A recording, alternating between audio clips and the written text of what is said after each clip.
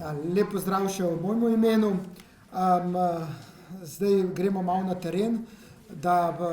Današnjo predavanje sem si zamislil v tej smeri, da malo pokažem, kako ljudske univerze delujemo na terenu, pa da bi bilo predavanje malo bolj razgibano, bi začel z enim filmčkom, potem nekaj ugotovitev preko predavanj in na koncu končal s filmčkom, s primeri dobrih praks.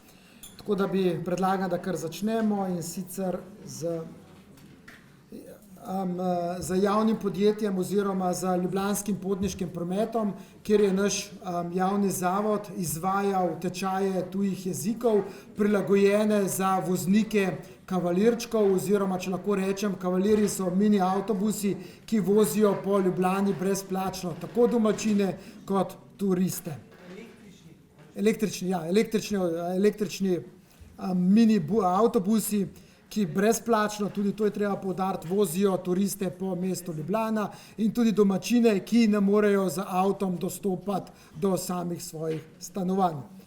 Zdaj sam program smo prilagodili na takšen način, da so sami vozniki kavalirjev povedali, s čim se srečujejo na terenu, katero besedišče jim primanjkuje in kje največkrat naletijo na težavo pri komuniciranju z tujimi turisti. No? Tako da, evo ga, pa začnemo. Slovenija se stara, mladih na trgu dela zmanjkuje, kar pomeni, da bomo morali delati dlje.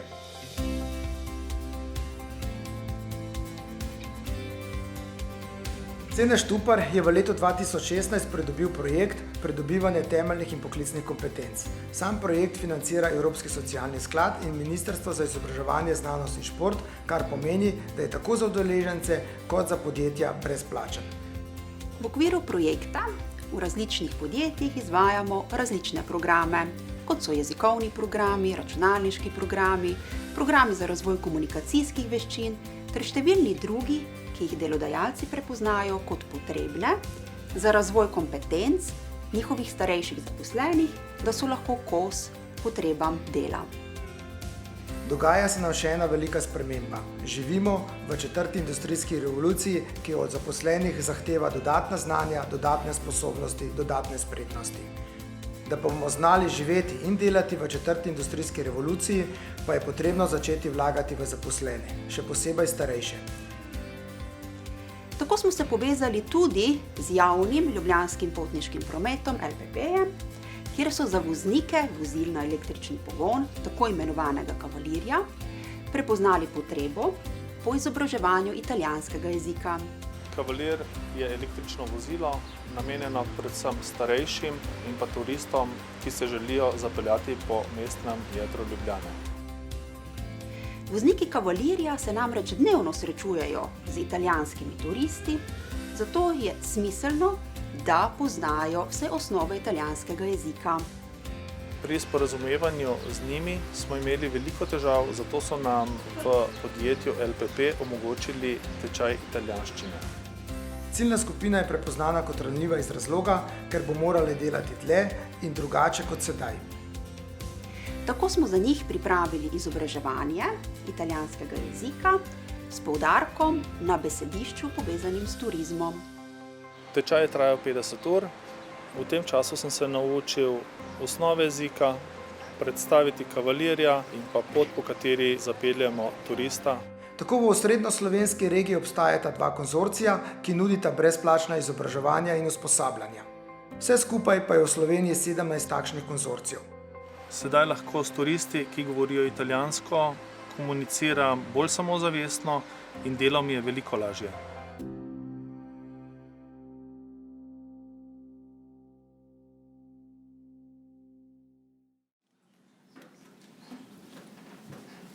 Zdaj pa nekaj splošnih podatkov v našem javnem zavodu, pa kako se pravzaprav mi soočamo s terenom, katere potrebe prepoznavamo na terenu in kako prilagajamo samo programsko ponudbo, seveda vezano na potrebe samega terena.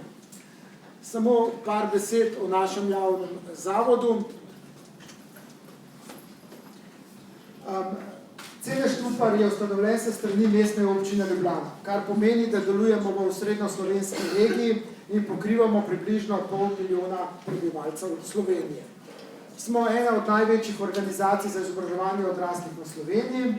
Smo tudi člani Zveze ljudskih univerz Slovenije in hkrati se lahko pohvalimo, da smo imetnik certifikata Družini prijazno podjetje in nosilec znaka, ki ponudimo odraslim kvalitetno izobraževanje. Nekaj samo številk, trenutno nas je 33 redno zaposlenih, nekje 150 učiteljev deluje oziroma sodeluje z nami in nekako na letni ravni v vse naše programe vključimo približno 10.000 udeležencev na leto.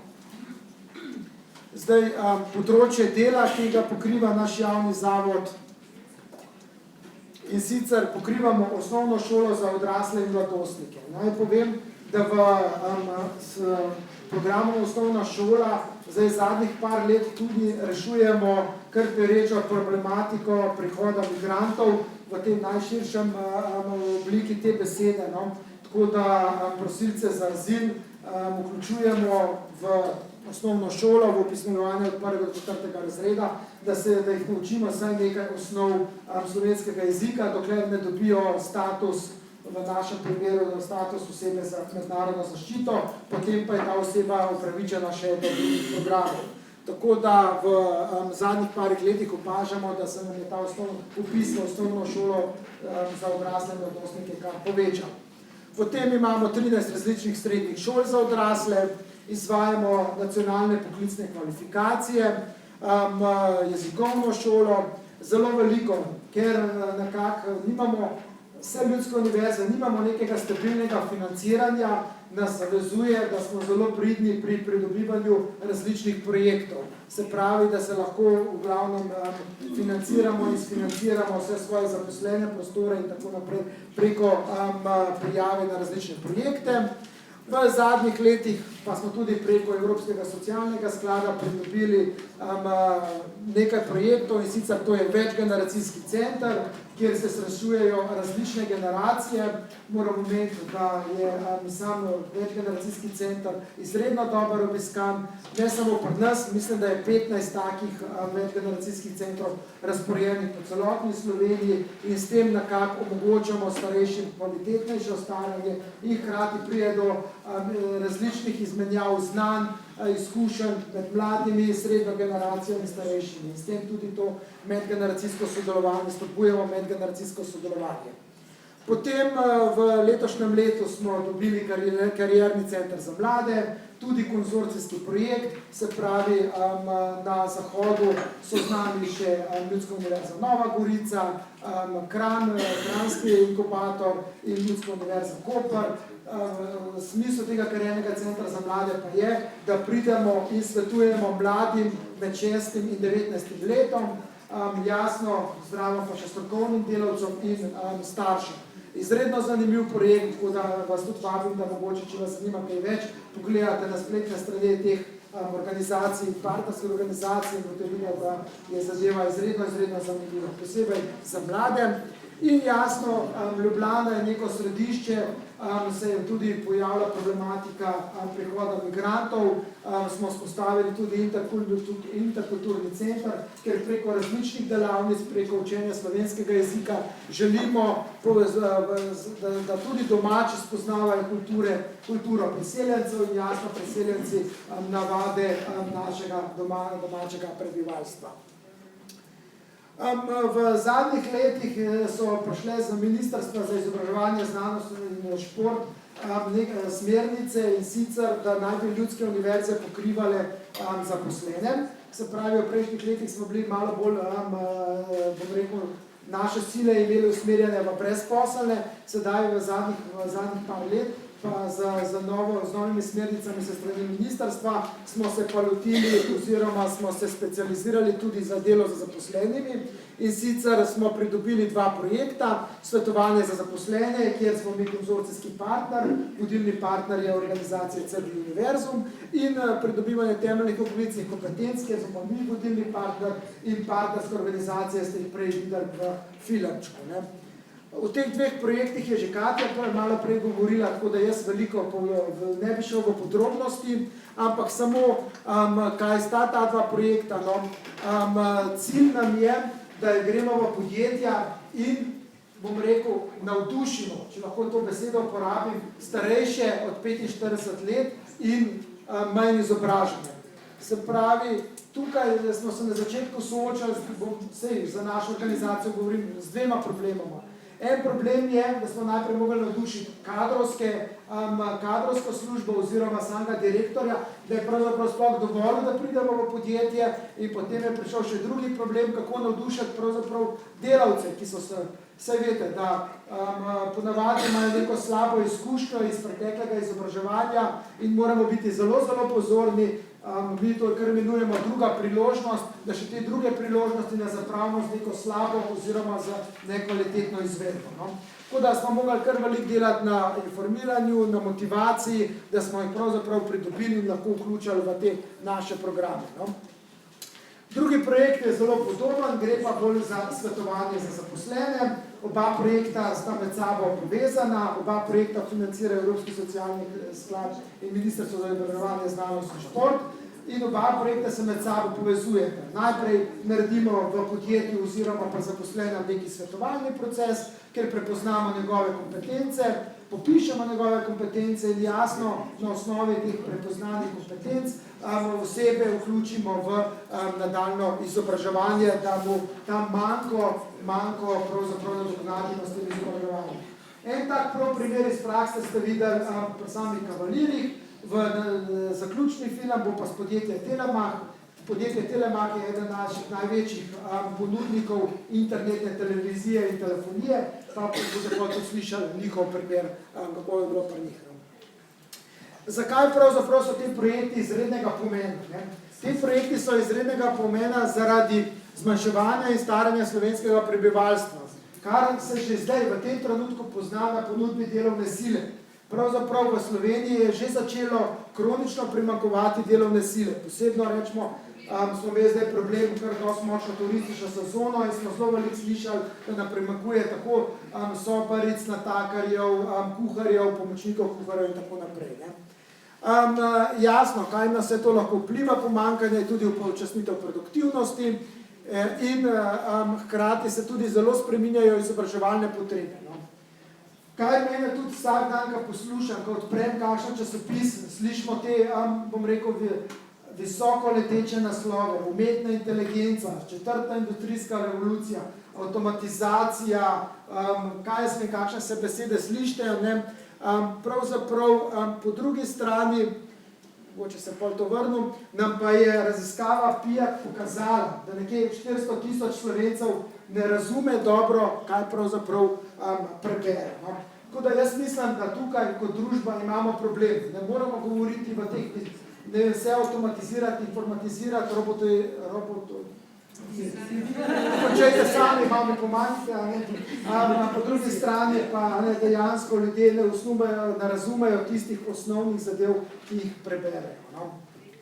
In jasno, še ena zadeva, kam pravzaprav sledimo, kot družba bi želeli, kam pravzaprav želimo kot družba iti, kako da bi ljudje razmišljali, pa so te kompleksno reševanje problemov pričakujemo od zaposlenih, kritično mišljenje, ustvarjalnost, upravljanje, usklajevanje z drugimi, emocionalna inteligenca, presojanje, sprejemanje odločitev, usmeritev v storitve, pogajanja, kognitivno fleksibilnost. No. Se pravi, kar težke besede, kar težke zadožitve, kar težke smernice so pred nami. Tako da vidim ta dva projekta kot izredno pomembna, da sej delček, da se nekje začnemo ljudi spreminjati in jih začeti navduševati za vse življenjsko izobraževanje. No. In kako se kot družba moramo soočiti za dejstvi in tudi kako mi razmišljamo, ko gremo v podjetja. Ne? Se pravi, to so tudi te ugotovitve, ki smo jih nekako zapisali oziroma jih tudi lahko preberemo v različnih dnevnih časopisih in sicer želimo se aktivno in ustvarjalnost v vseh življenjskih obdobjih, zelo pomembno za zadnje časo je skrb za zdravje, še posebno velik poudarek je skrb za zdravje na delovnem mestu, ker kajde te 45-letniki, 50-letniki, ki zdaj pravijo, vse sem malo penzionom, bojo mogli delati vse še 15 let, če ne mogoče 17 ali celo 18 let. In da je ključno, da bomo zdržali ta tempo, je mislim, da je to skrb za zdravje in zdrav življenjski slog v vseh življenjskih obdobjih. Potem, ker mislim, da se zadnjič prebral, da je že v Sloveniji, da je vsak peti starejši od 65 let, prihajamo do tega medgeneracijskega razlika ali nerazumevanja, no, in bomo mogli nujno začeti graditi medgeneracijsko sožitje in krepitev medgeneracijskega sodelovanja, prenos znanja in izkušenj. Se pravi, cilj naj nam bi bil tudi, da noben starejši, ki gre v penzion, ne bi znanja vzel s sabo, ampak bi ga nekako preko mentorskega sistema medgeneracijskega sodelovanja pustil mlajši generaciji. In jasno, če bomo delali do 67 leta, 69 leta, bo treba prilagajanje trga dela, izobraževanje, usposabljanje, se pravi, konstantno so zadeve spreminjene. No. Da je temu tudi res, pa samo pogledajte, kakšen mobitel ste imeli 10 let nazaj, kakšnega ste imeli 5 let nazaj, kakšnega imate zdaj. Pojďte pogledati domov, mogoče kakšno televizijo ste imeli 10 let nazaj, ali pa zdaj, se pravi, se morate kar nekaj truda, pa nekaj sprememba navad v glavi in se naučiti tudi, pravzaprav, da znate sploh nov televizor prižgati. Samo opisujem domače okolje, no, kaj pa šele, če pogledate v podjetja, ki se pa konstantno spreminjajo. No. Zdaj pa samo še nekaj statistike na državni ravni, no. Tukaj smo zbrali podatke vseh ljudskih univerz, koliko smo imeli v tem projektu 2016-2019, vključenih v ta projekt pridobivanja temeljnih in poklicnih kompetenc. Nekje več število udeležencev, govorim za celotno Slovenijo, ne samo za Ceneda Štuparja, je bilo malo manj kot 30 000, smo jih vključili 2016 do 2019, od tega je bilo več žensk, okrog cirka 19 000 napram 10 000. Mogoče samo še, katere so bile najpogostejše izvedena usposabljanja. Še zmeraj je največja potreba po tujih jezikih, potem sledi slovenščina, potem so razno upravljanje strojev, ekonomija in računovodstvo, varovanje zdravja na delovnem mestu, sociala, usposabljanje za življenjsko uspešnost in drugo. No. To so spet zopet podatki, ki smo izbrali Srbinske univerze skupaj. Ne. Pa mogoče zopet programov, se pravi, ki so se udeležili, zopet prevladujejo tuji jeziki in varovanje zdravja na delovnem mestu, slovenščina za tujce in še vsi ostali programi. No. Tako da, kaj naj rečem, no, del tega projekta, ta projekt pridobivanja temeljnih kompetenc je bil razdeljen na dva dela, 2016-2019, zdaj smo že v drugem delu 2019-2022. Jaz bi se tukaj zahvalil res ministrstvu, naši Katji, no, ki je ta projekt, pa da ne pozabim skrbnic v zadnji, vidim, da je Maja pa Lidija, ki tudi skrbita za ta projekt, no, plus Teja, ki je tudi support. Tako da bi se zahvalil tudi ministrstvu, da so pravzaprav te projekte razpisali, da so nam omogočali, da sodelujemo. No. Mi pa mislim, da lahko povem, kar skoraj v imenu vseh ljudskih univerz, kolikor smo se na začetku bali, da moramo iti v podjetje, da moramo nov sistem dela, oziroma, kot bi lahko se rekel, kar nov poslovni model organizacije narediti, kolikor nas je bilo na začetku strah, moramo zdaj reči, da te projekti tečejo. Mislim, da noben od nas, po mojem, kolikor imam jaz informacije, noben ima problema z polnjenjem skupin, da se skupine same po sebi polnajo in da so tudi podjetja začela ugotavljati, da je vredno vlagati v svoje zaposlene, ker na tak način lahko kar veliko, bom rekel, koristi potegnejo. No? Ne vem, kako še imam, če zaključim, če imam še čas. Tako da, preden vam zavrtim še en filmček, rečemo podjetje Telemach, kako smo se lotili, je tudi ni dolg, je 2 minuti, mogoče, če je kaj kakšno vprašanje, no, vsej domači, mislim, da več manj poznamo to, mogoče kakšna tuja delegacija, če bi bilo kakšno vprašanje. Ne. Lahko vprašate v domačem jeziku, na kak jezikovna barijera bo kar šla, no. Se bomo že jezikovni ziv padali. Če ne. Se lahko zaraz pa bom bolj glasno. Aha, bo domače vprašal. Ja, si bom drznila, morda zanima še koga. Omenjajo vsi polne skupine, vsi vemo, da je 15. Gledali smo pa učenje italijanščine v skupini 2 udeležencev, kar je sicer idealno in dostikrat so potrebe delodajalcev res takšne. Kako rešujete? Mislim, da to je izziv, s katerim se vsi srečujemo. Potreba, ki je dostikrat individualna ali malo skupinska, in normativ, ki je 15. Hvala vam. V učilnici, sami učilnici jih je bilo 13. Mi smo prijavljali 13 v skupini, tako da je bilo 13, potem so šli pa na teren z učitelji, so se pa 1 na 1 in je mogel vsak z učitelji posamezno delati. Tako da so šli prav na teren po Ljubljani in učiteljica zraven so mogli vadati v italijanski jezik v živo. No. Mogoče samo ena taka zanimivost. No. Kavalirčki so začeli, te, kar smo jih videli. A veste, kdaj so oni začeli s poukom?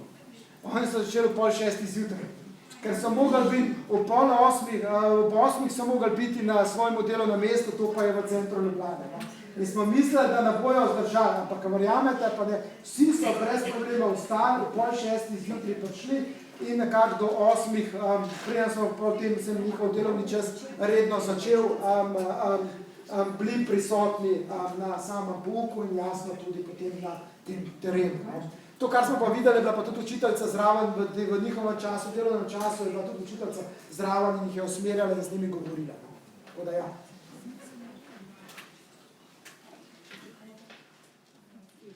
Še filmček.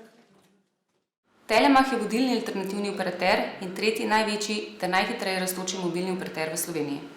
Glavni junaki Telemachove zgodbe so naši zaposleni. Od preomenjenih 700 zaposlenih imamo skoraj 100 tistih, ki v tem trenutku presegajo starost 45 let. To znaša pri nas 13% vseh zaposlenih. S Telemachom že skoraj 1 leto soustvarjamo zgodbo, katere glavni igralci so njihovi zaposleni in s tem tudi njihov razvoj. Na drugi strani pa imamo kar 40% tistih zaposlenih, ki so v tem trenutku mlajši kot 30 let. Zato se srečujemo z velikimi medgeneracijskimi razlikami in to je še dodatni razlog, da smo se odločili, da bomo izobraževanju starejšim namenili še posebno pozornost. Je to bilo predstavljeno kot, da bom mogel po 20-30 letih, ki sem končal šolo, spet nekaj se začeti učiti. Presenetilo pa me je, kako lahko z 2 kratkima vprašalnikoma, ki res ne vzameta veliko časa, pridejo do tako globokih ugotovitev. Pri svojih sodelavcih sem pogotoval veliko sprememb in pa različnih motivatorjev in kot tudi presenečen, kaj nekoga motivira. In s temi informacijami bomo definitivno delali naprej in se probali prilagoditi. Najraje pa vidimo, da o kvaliteti našega dela govorijo naše stranke same. Vprašalnik se mi zdi koristen, spoznal sem boljše sebe in svoje sodelavce. Sodelovanje s Cenetom Štuparjem se nam zdi zelo zanimivo, predvsem iz vidika te proaktivnosti, ker nismo navajeni od drugih partnerjev, ki smo tudi že sodelovali z njimi v preteklosti, bodisi na področju izobraževanj ali drugih tematik, na temu, da je zanimivo to, da se tudi oni želijo v tem procesu nekaj naučiti. V zavodu Cene Štupar smo našli sopotnika, ki nam na tej poti pomaga in svetuje. Pomagali nam bodo izboljšati prenos znanja na mlade zaposlene in zgraditi učinkovito komunikacijo. Uporabljali smo orodja, s katerimi smo ugotavljali, kje ležijo posameznikove vrednote in motivacija. S to informacijo posameznik bolje razume sebe, podjetje pa ga veliko lažje motivira za delo. Ko smo dobili to povratno informacijo iz vprašalnikov, ki je dejansko držala. In jaz, če nas je bilo 6 poskusnih zajčkov in smo vsi 6 se popolnoma strinjali za to povratno informacijo, jaz verjamem v to zgodbo in zaradi tega smo se tudi odločili nadaljevati in iti naprej v zgodbo. Z sodelovanjem smo zelo zadovoljni. Z njihovo fleksibilnostjo, znanjem in pa tisto iskrico pozitive, ki jo imajo vedno sam. Seveda so bili na začetku naši zaposleni skeptični, kar je normalno. Ampak potem, ko so dejansko opravili to svetovanje, so bili zelo prijetno presenečeni. Bili so navdušeni in ta dober glas je šel od ust do ust, ne samo znotraj oddelka, ker smo to izvajali, ampak kar na ravni podjetja. No. Tako da smo bili z njihovo fleksibilnostjo pa pristopom definitivno navdušeni. Tako da, hvala lepa.